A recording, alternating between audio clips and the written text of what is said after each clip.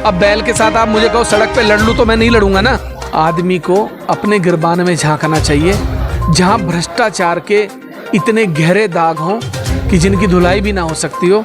आप साबित कर दीजिए, मैं इस्तीफा दे दूंगा। सीबीआई ने आपको 1 साल जेल में बंद रखा देश के सबसे बड़े मेडिकल स्कैम में।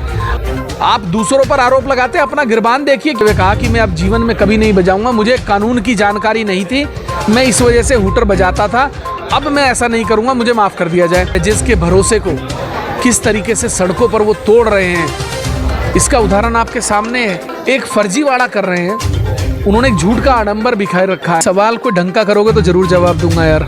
दलाल, ब्लैकमेलर, बलात्कारी, भ्रष्टाचारी, अपराधी कर कर खबरें लिखे। मुद्दा था दिव्यांगजनों के लिए जो कैंप का आयोजन हुआ था उसका झूठा श्रेय लूटने का। 7 महीने के अथक प्रयासों के बाद हम अपने क्षेत्र में भारत सरकार से संवाद करने के बाद एक दिव्यांगजनों हेतु कैंप आयोजन कराने में सफल हुए। मैं 26 तारीख को मेरी माननीय उच्चतम न्यायालय में तारीख थी, इस कारण मैं नहीं मौजूद था। वो वहाँ पहुँचे अपनी पत्नी सहित। उन्होंने उस कैंप का झूठा श्रेय लेने का प्रयास किया, मंच लगाया, उस पर बैठ गए, नीचे दिव्यांगजनों को ज़मीन पर बैठा दिया, जो उनके लिए कुर्सियाँ लगी थी उन पर उनके समर्थक बैठ गए और ये दिखाने लगे कि इस कैंप का आयोजन मेरे द्वारा किया गया है। इसी बात पर वहाँ हमारे प्रतिनिधि के साथ उन्होंने बदतमीज़ी भी की, हमने उसके संबंध में मुकदमा भी दर्ज कराया।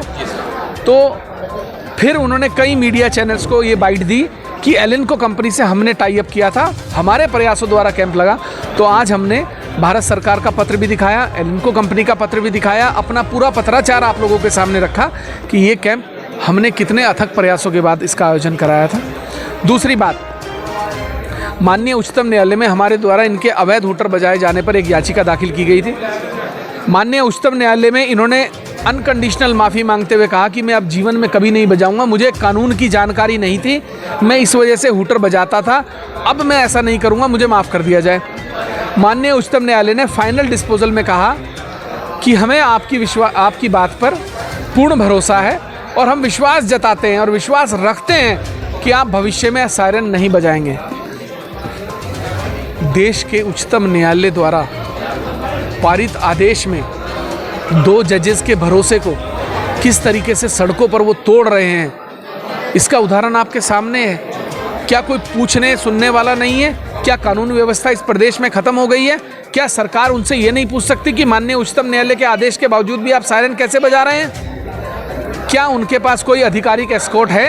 अगर उनके पास आधिकारिक एस्कॉर्ट है और उसमें सायरन है तो मैं कुछ नहीं कहता, लेकिन अपनी निजी गाड़ी पर हूटर लगाकर वो उसको एस्कॉर्ट दिखाकर सरकारी एक फर्जीवाड़ा कर रहे हैं। उन्होंने एक झूठ का आडंबर बिखेर रखा है, एक झूठी प्रतिष्ठा, एक झूठा वो एक स्वांग रचते हैं। किसे प्रभावित करने का प्रयास करते हैं आप सायरन हूटर बजाकर? आपने भावना पांडे को लेकर राज्य आंदोलनकारी बता रहे कि वो है या नहीं है?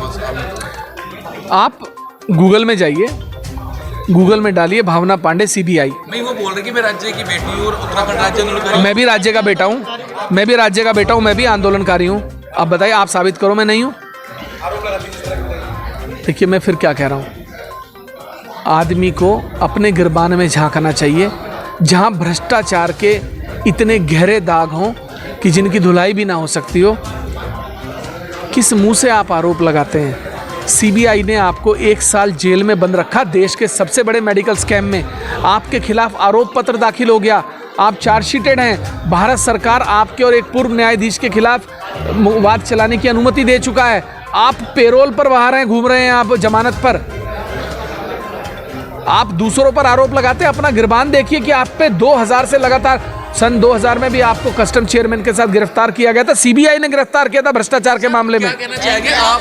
चैंपियन साहब सर रेप के केस चल रहे हैं, आप साबित कर दीजिए, मैं इस्तीफा दे दूंगा। सर एक सवाल बनेगा भी, एक पत्रकार के खिलाफ आपने मानहानि का दावा किया, इसके लिए क्या कहना चाहेंगे, क्यों ऐसा करना पड़ा? देखिए एक बात बताइए, एक सीमा होती है किसी के बर्दाश्त करने की। अगर आप रोज़ मेरे खिलाफ दलाल, ब्लैकमेलर, बलात्कारी, भ्रष्टाचारी, अपराधी कर कर खबरें लिखेंगे तो मैं आपको नोटिस ज़रूर दूंगा। फिर चाहे मुनीश जी आप भी होंगे उसमें, मैं आपको भी दूंगा।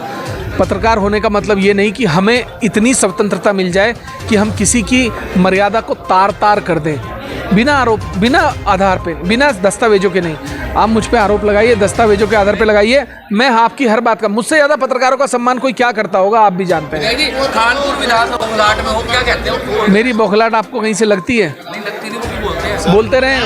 लोकसभा चुनाव लड़ने जा रहे हैं, लोकसभा चुनाव को लेकर, लोकसभा चुनाव को लेकर क्या कहेंगे? लोकसभा चुनाव में जा रहे हैं। सवाल कोई ढंग का करोगे तो जरूर जवाब दूंगा यार। प्रणव जी कहते हैं कि देख मेरा 56 इंच का मैं आपसे क्या कह रहा हूँ, ये कोई सवाल है क्या? अब बैल के साथ आप मुझे कहो सड़क पे लड़ लूँ तो मैं नहीं लड़ूंगा ना। सर लोकसभा चुनाव को लेकर क्या कहेंगे? जा रहे हैं इस बार लोकसभा? बिल्कुल जाएंगे, पूरी हैं। आपने कह दिया, प्रत्यक्ष की आवश्यकता होती है, आपने खुद कह दिया। प्रत्यक्ष को प्रमाण की आवश्यकता नहीं होती, स्वयं आकलन करिए। कोई तो लड़ेगा दोनों में से। मैंने उनके खिलाफ फर्जी IFS वाले मामले में मैंने नोटिस दिया था, कोर्ट जाना चाह रहा था, मैं वो मुकर गए कि मैंने कभी कहा ही नहीं मैं IFS हूँ। मैं उनके खिलाफ हूटर वाले मामले में सरकार के खिलाफ गया, वो हूटर वाले में माफ़ी मांग के अपनी जान छुड़ा के आ गए, फिर हूटर बजाने लगे। भैया मैं बेशर्म आदमी से आजिज़ आ चुका हूँ, बस अब बहुत। मैं निर्दलीय विधायक हूँ, पर किसी सदस्यता कार्यक्रम का सदस्य नहीं हो सकता, लेकिन मैं बराबर के होटल में था क्योंकि मेरी पत्नी है, मेरा फ़र्ज़ है, और मैंने पूरी उनकी जो है वो, क्योंकि उसका लाइव प्रसारण आप लोग कर रहे होते तो मैं वहाँ देख लेता, वरना मैंने वहाँ से देख लिया।